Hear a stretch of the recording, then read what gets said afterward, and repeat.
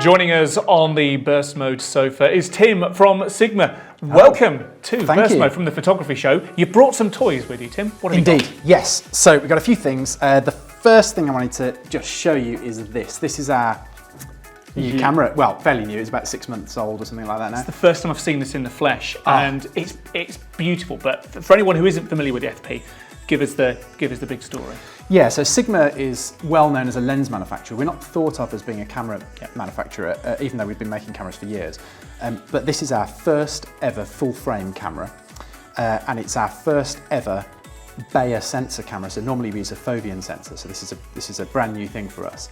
And actually this is, you can probably see the form factor if I take the lens off there, this is the smallest and lightest full frame mirrorless camera ever made by any manufacturer. So it's super tiny. I say full frame sensor inside, 24.6 megapixels, and it's designed for both stills photographers and cine photographers. So, and I can see on the top you've got a very clear cine and still setting there. Full frame, I mean, the industrial design of this, if nothing else, is incredible. And you've got very clear buttons across the bottom. Yeah. Some more specs. Yeah, so I guess just on the design thing, so it's kind of designed a little bit like a Red or an Arri, I suppose, in that it's kind of a box and with sort of screw threads everywhere, so you can bolt stuff onto it and build it up, or you can use it tiny without a viewfinder or anything. So you can add a viewfinder, so you can bolt that on the bottom.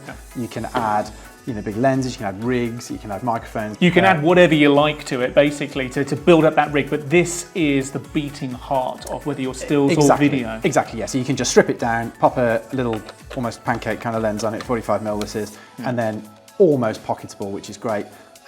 Or you can build it right up and use it professionally. I mean, it's that good. It shoots 12-bit 4K RAW external, really? So I mean, it's just amazing. Yeah. What's the media that it takes? So it's an SD card, but you can also just pop a little Samsung T5 on the top, so just a solid state drive, and it'll just record straight to that. So so you can record externally very easily. Brilliant. Who has been most excited about this? Who's it for? But who's the main interest been, would you say? Well, it was kind of intended by Sigma to be for both stills and cine filmmakers or photographers, but actually it's been slightly more popular on the cine side.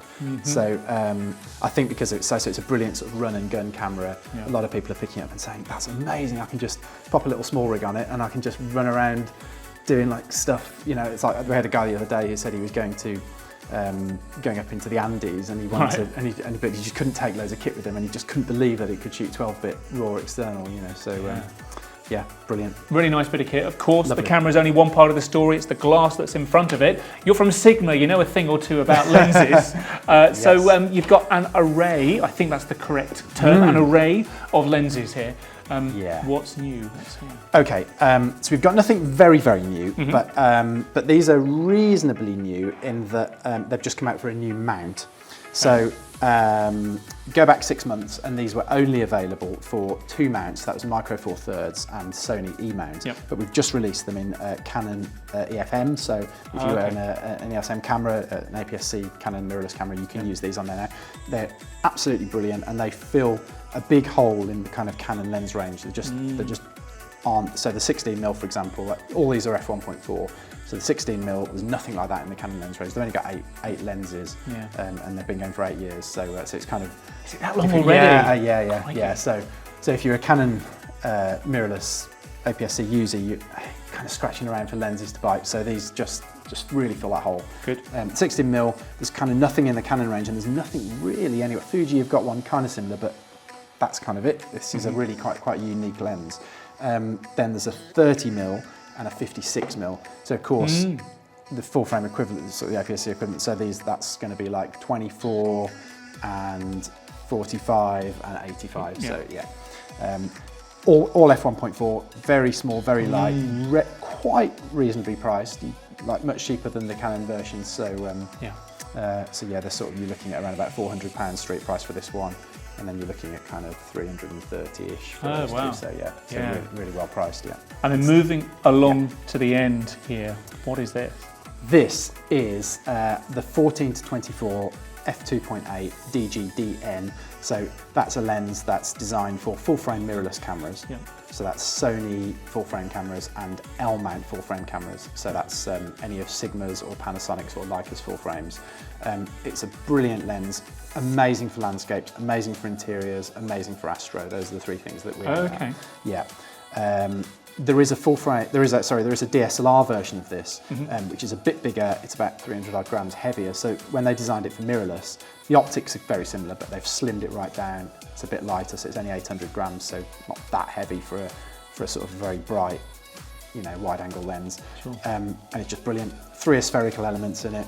Loads of really interesting lens technology inside to cut down on flare and ghosting. Oh, and it's got a pleasing heft to it without being too heavy. Yeah, it is, and it just feels. I mean, I'm sure you'll agree. It feels very sort of pro-grade, doesn't it? The build quality is lovely. It just feels so solid, and as does the Sigma gear across the range. it does.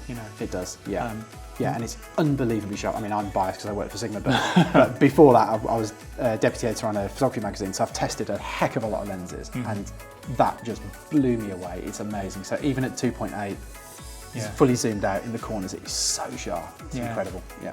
Really good stuff. Listen, Tim, thank you so much for bringing your newish lenses down there, talking me through exactly where that hole in the market is, because I think you're right, particularly if you have been, with the Canon system and the EOS Ms. I hadn't realised it's been that long, but of course you're right. Then these do certainly fill a gap, and the FP as well. Really interesting piece of kit. But thank you so much for bringing them into the studio here today. Not at all. Brilliant. Take care. Cheers.